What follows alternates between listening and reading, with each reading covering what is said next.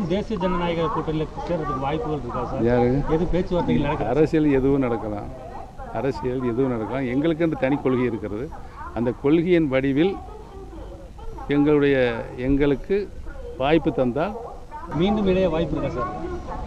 உறுதியாக இணைப்பு நடைபெறுவதற்குண்டான பூர்வாங்க அடிப்படை பணிகள் நடைபெற்று கொண்டிருக்கிறது.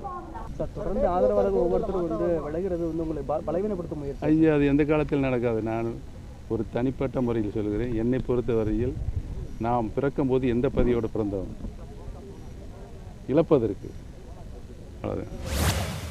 விஜய் பேசும்பொழுது காஞ்சிபுரத்தில் தேர்தல் வாக்குறுதிகளாக சில கொடுத்துருக்காரு.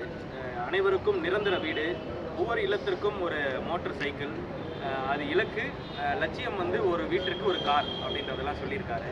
இந்த தேர்தல் வாக்குறுதி எப்படி பார்க்குறீங்க? முதல்ல அத்தைக்கு மீசை முளைக்கிட்டோம், மற்றதெல்லாம் அப்புறம் பார்த்துக்கலாம். ஓகே, வேற என்ன கேள்வி இருக்கு?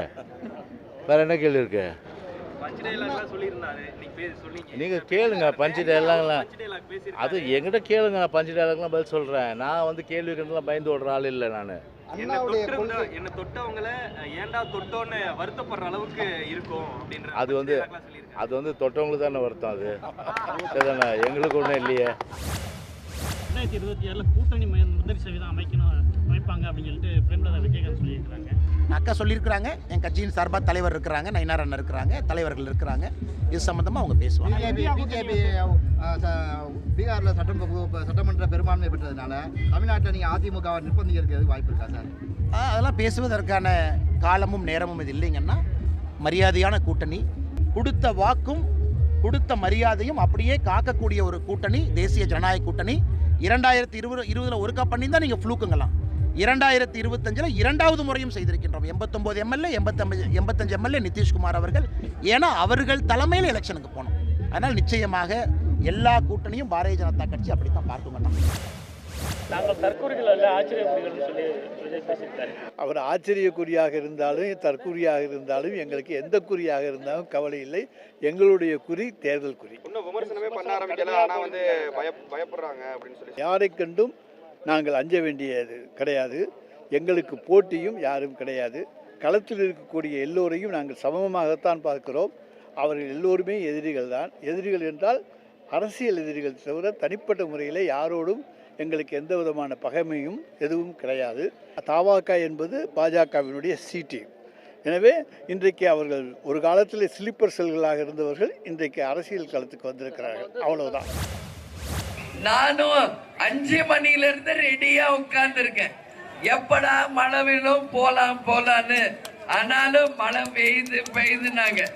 நான் சொன்னேன், கிளம்பலாம், மழை தானே, என்ன பண்ண போது பரவாயில்ல, இவ்வளோ பேர் நனையிறப்ப நானும் அவங்க கூட நனையிறேன்னு சொன்னேன்.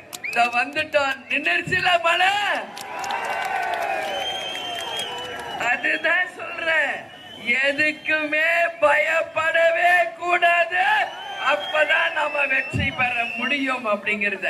எனவே அடாது மழை பெய்தாலும் விடாது நமது பணி தொடரும் என்பதற்கு இது ஒன்றே இலக்கு. நம்மளுடைய உண்மை நம்பிக்கை தைரியத்திற்கு வருண பகவான் வழி கொடுத்திருக்காரு. அவருக்கும் தேமுதிக சார்பாக இந்த நேரத்தில் நாம் நன்றிகளை சொல்ல கடமைப்பட்டிருக்கிறோம். மற்றவங்க மாதிரி 100 சோறு பீரு வண்டி வச்சு வாகனம் வச்சு ஏத்தி கொண்டு வந்தா வேற மேலைக்கு ஒரு ஆள் இருந்து எல்லாம் ஓடி இருப்பாங்க. ஆனா இதெல்லாம் உண்மை கூட்டம். கேப்டன் மேல் மாறாத அன்பு கொண்டவர். என்ன மழை சுனாமியா வந்தாலும் நம்ம ஆளுங்க அப்படியே தான் நிப்பீங்க. உங்களை பார்க்காம நானும் போவே மாட்டேன் மதுரையை விட்டு, இல்லையா? அதனால மழைக்கெல்லாம் அஞ்சுற கட்சி இல்ல தேமுதிக, எதையும் பார்க்கிற கட்சி தான் தேமுதிக என்பதை இதே ஒரு சின்ன உதாரணமா நாம எடுத்துக்குவோம். நான் உண்மையிலே இன்னைக்கு ஷூட்டிங் ராம்நாட்டில் நடந்துட்டு இருக்கு, தனுஷ் படம். நானும் நடிகர் தான், தெரியல, யாரோ ஒருத்தர் மட்டும்தான் நடிகர் மாதிரியே எல்லாம் பேசிட்டு இருக்கிறாங்க. நானும் நடிகர் தான். என்ன சொல்ல போனா, ஒரு அரசியல் தலைமைக்கு என்ன தெரியுமா முக்கியம்? நினைச்ச நேரத்தில் தொண்டர்களோ பொறுப்பாளர்களோ அந்த தலைவனை சந்திக்கக்கூடியவன் தான் தலைவன்.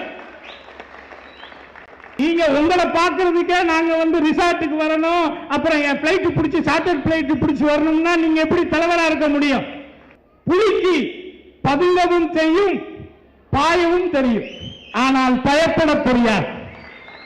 நீங்க இந்த சோசியல் மீடியாவில் சொல்றதுக்கெல்லாம் ஒரு குரூப்பை வச்சுக்கிட்டு கெட்ட கெட்ட வார்த்தைகள் எல்லாம் பேசுறதுனாலலாம் நாங்கெல்லாம் டிஸ்டர்ப் ஆயிரும் நினைக்காது.